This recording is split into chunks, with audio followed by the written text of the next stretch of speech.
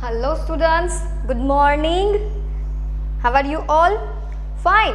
Okay students last lecture में यानी कि लेक्चर नंबर 6 के अंदर हम लोगों ने क्वेश्चन नंबर 7 तक वर्कबुक में कंप्लीट कर लिया है। अब आज क्वेश्चन नंबर 8 से आगे जाएंगे। ये इस चैप्टर का लास्ट क्वेश्चन है, लेकिन इसके अंदर क्या है, लास्ट क्वेश्चन तो है लेकिन 10 क्वेश्चंस ऐसे हैं जिनको लेके आपको यहाँ पे इक्वेशन बनाना है और फिर सोल्व करना है। ओके, तो यहाँ पे ध्यान देके अच्छे से समझना, अदरवाइज इक्वेशन बनाना नहीं आएगा तो आंसर नहीं आएगा। ओके, आ जाओ यहाँ पे। First we get 11/20 after subtracting 1/4 from a fraction. कोई फ्रैक्शन है, उसमें से हम सब्ट्रैक्ट करेंगे क्या, 1/4, देन हमें मिलता है वी गेट 11/20। तो हम लेंगे यहाँ पे solution, let the fraction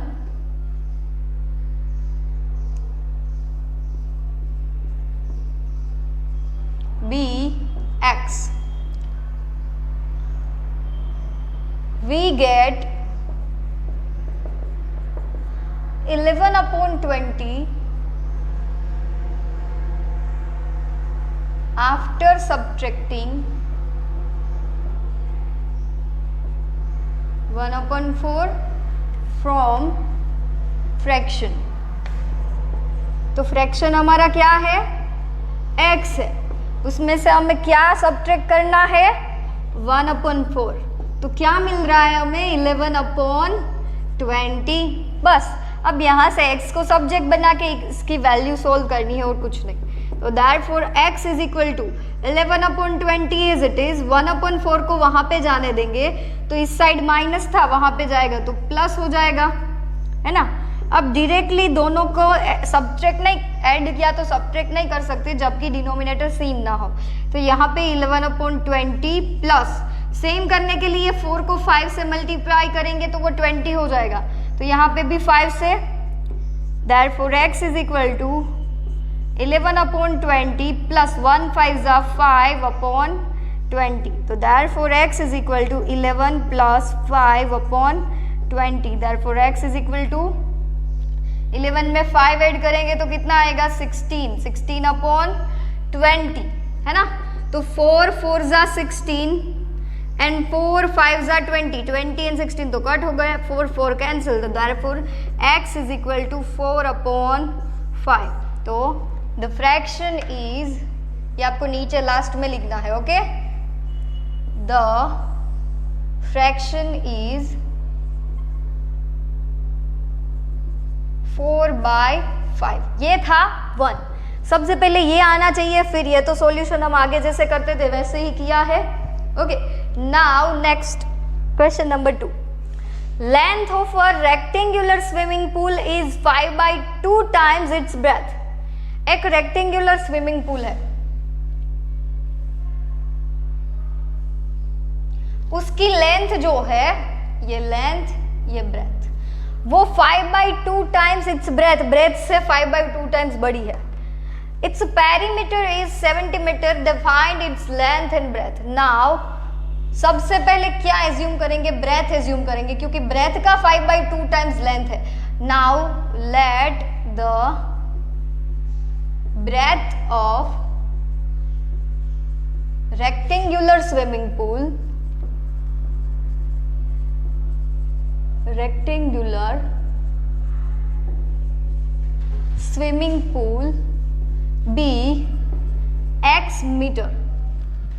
okay, now therefore the length is क्या होगा, 5/2 टाइम्स ऑफ ब्रेथ। तो ब्रेथ है हमारी x। Okay, 5/2 times of breadth, इस तरह से लिखो तो समझ में आएगा। therefore 5/2 ब्रेथ है हमारा x।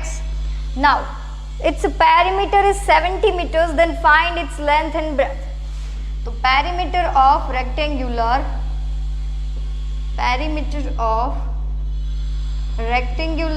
स्विमिंग पूल, तो रेक्टेंगुलर हो फिर वो स्विमिंग पूल हो कि कुछ भी हो, लेकिन शेप कौन सा है हमारे पास? रेक्टेंगल।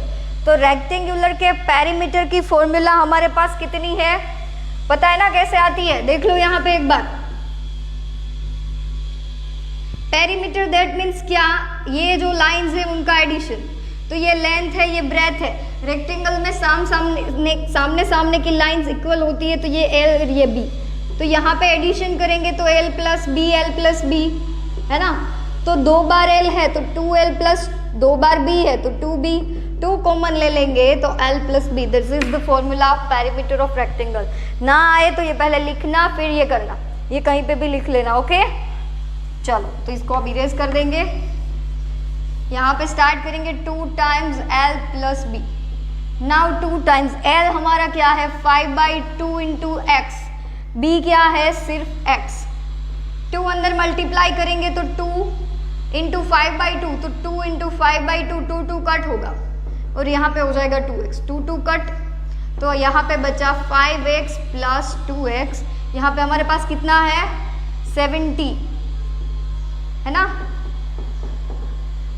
तो 5x plus 2x 7x is equal to 17। अब इसको मैं ऐसा लिख सकती हूँ 7x इज इक्वल टू 70।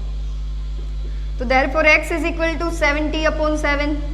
7 10 जा 17। x is equal to 10 metre. Metre में है? बोला नहीं है, हाँ मीटर में ही है, 70 मीटर्स। तो ये मिला हमें मीटर में, है ना। यहाँ पे भी मीटर में।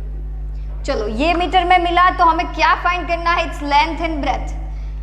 ये पहले लिखना है, फिर यहाँ पे। तो length is equal to x and breadth is equal to length is equal to 5/2x and breadth is equal to x। तो x इज इक्वल टू ये तो मिल गया 10 मीटर। यहाँ पे 5/2 इंटू 10, 2 5 जा 10 एंड 5 5 जा 25 मीटर। ओके, दोनों मिल गए। Hence the length is 25 meter and the breadth is 10 metre. Okay, तो ये हो गया हमारा सेकंड क्वेश्चन सोल्व। नाउ इसके बाद करेंगे थर्ड। ये पहले लिख लो आप वर्कबुक में। अब हम देखेंगे क्वेश्चन नंबर 8 का थर्ड और फोर्थ।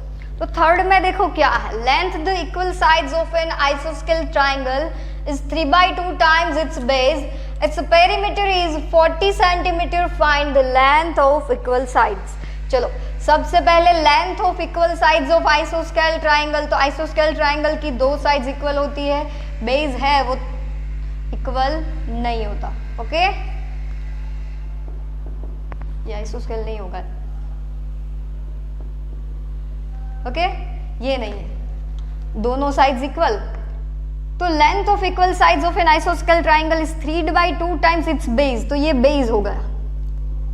इसका 3/2 करेंगे तो ये है। तो लेट द बेस ऑफ आइसोस्केल ट्राइंगल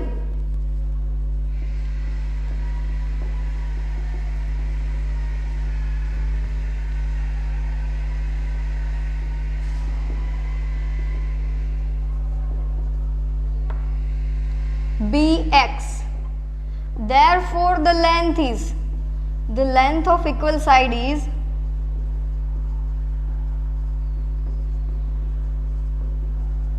क्या होगी? Length of equal side is 3/2 times its base.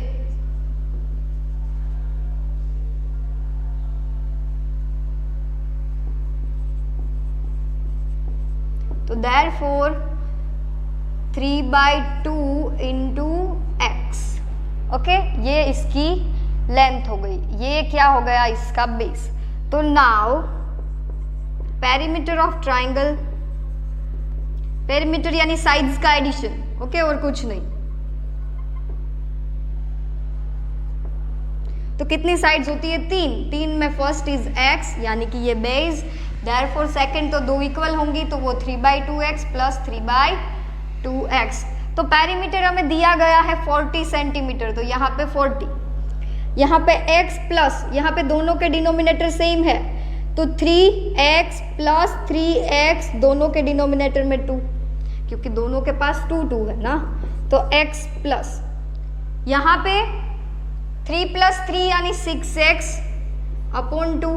लेकिन ये वाले x के पास क्या नहीं है, 2 नहीं है, तो हम क्या करेंगे, ये x को 2 से डिवाइड करेंगे। लेकिन ये देखो 2 3 जा 6, तो ये तो डायरेक्टली हो गया x प्लस 3x, है ना, ये 3x, यहाँ पे 40 as it is. Okay,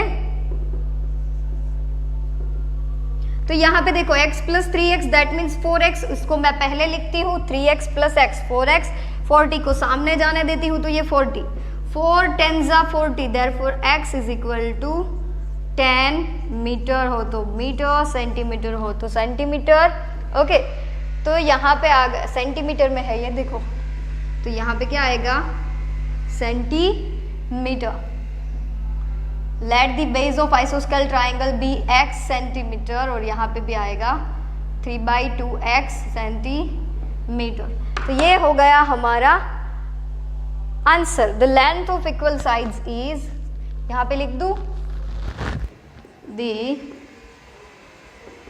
length of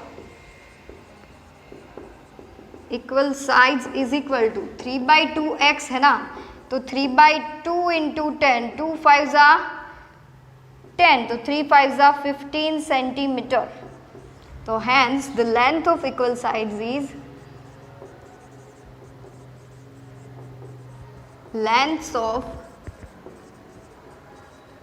equal side is 15 centimetre. Okay, ये हो गया थर्ड वन। नाउ देखेंगे फोर्थ वन।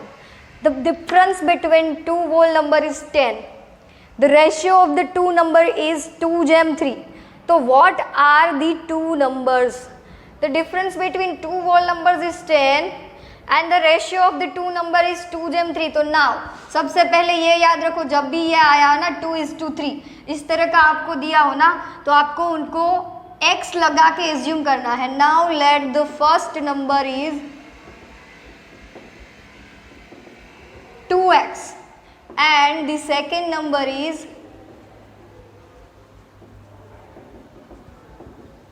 3x. ओके, अब बोला है कि difference between them, the difference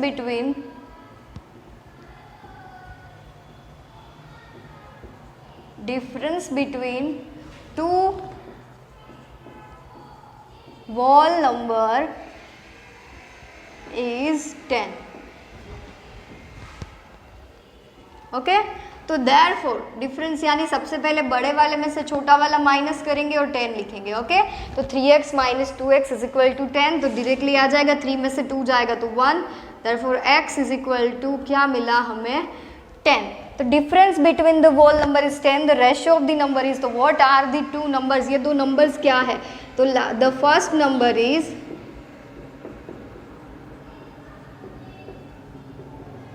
2x is equal to 2 into 10 is equal to 20, and the second number is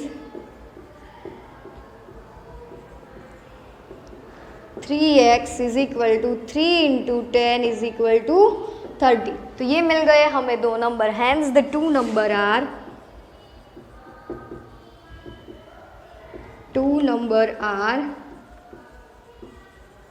20 and 30.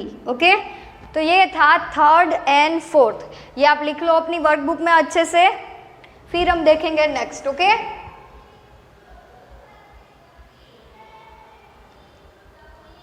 तो ये लिख लो आप अच्छे से, फिर हम देखेंगे नेक्स्ट फिफ्थ क्वेश्चन। अब देखेंगे fifth one, sum of 3 consecutive number is 63। तो कंसेक्यूटिव नंबर मीन्स कैसे नंबर, कंसेक्यूटिव नंबर्स मीन एक के बाद एक हो, कोई स्किप ना हो। फॉर एग्जांपल 1 फिर 2 3, तो 1 2 3 4 5 6 ये सारे कंसेक्यूटिव हुए एक दूसरे के, क्योंकि 1 2 3 तो 1 + 1 तो सेकेंड ही आएगा, उसमें +1 करोगे तो थर्ड ही आएगा, है ना। तो इस तरह से सारे नंबर्स जो लाइन में आते हैं वो सारे कंसेक्यूटिव होंगे। तो 3 कंसेक्यूटिव नंबर्स है, तो let the first consecutive number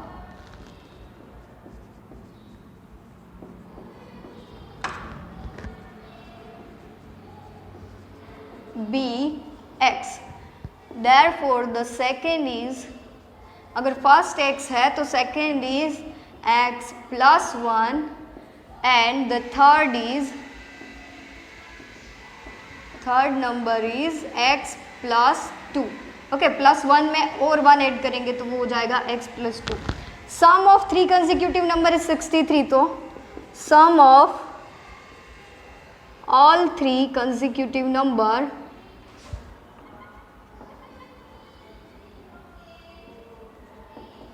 is 63.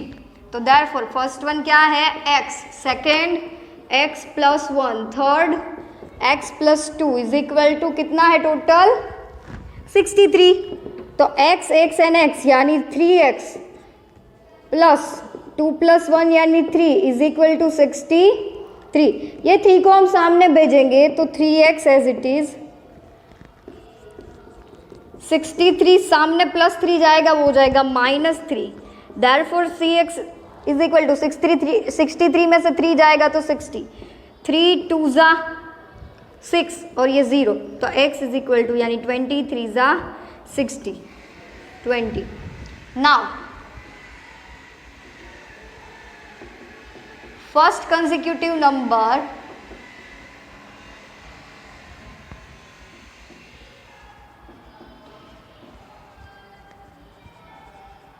Is equal to x is equal to कितना मिला 20.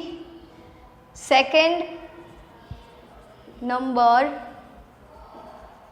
Is equal to x plus 1 is equal to 20 plus 1 यानी 21. And third number is equal to x plus 2 यानी 20 plus 2 is equal to 22. I line में hence the three number are hence the three numbers are 20, 21 and 22. आया समझ में? Consecutive number हमने पहले assume किया x, उसमें 1 ऐड किया तो सेकंड मिला और 1 ऐड किया इसमें तो थर्ड भी मिल गया. उनका सम है वो 63 है, ऐसा क्वेश्चन में बोला है तो तीनों का सम किया इसके इज इक्वल टू 63. वेरिएबल को ऐड किया तो वो 3x 2 प्लस 1 कॉन्स्टेंट टर्म को ऐड किया तो 3 इज इक्वल टू 63. 3 को सामने भेजा तो हुआ -3. 63 में से 3 जाएगा तो 60 बचेगा. 23 ज़ा 60 then x is equal to 20. तो first consecutive number is 20, second is 21 and third one is 22. तो टोटल 3 मिल गए हमें. इसके बाद जो है हमारा वो 6 से लेकर 10 तक है तो वो सब हम नेक्स्ट लेक्चर में फाइंड आउट करेंगे. तब तक आप लोगों को ये है वो अपनी वर्कबुक में अच्छे से राइट कर लेने हैं. ओके.